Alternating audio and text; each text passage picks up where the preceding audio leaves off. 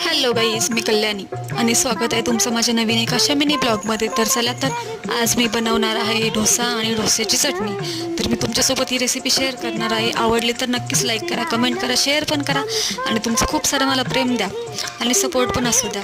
तर त्याचबरोबर मी इथे घेतलेला आहे कांदा, लसूण, हिरवी मिरची, डाळ, शेंगदाणा, खोबरं वगैरे सगळं मिक्सरला त्याची ग्रेव्ही बनवून घेतली चटणीसाठी. त्याच्यानंतर मी पातेल्यामध्ये फोडणी दिली, जिरा, मोहरी, कढीपत्ता वगैरे ते सगळं टाकून त्याला मस्त फोडणी दिली. आणि तुम्ही विचार पण नाही करू शकत, एवढी मस्त चटणी झालेली ना, एक नंबर.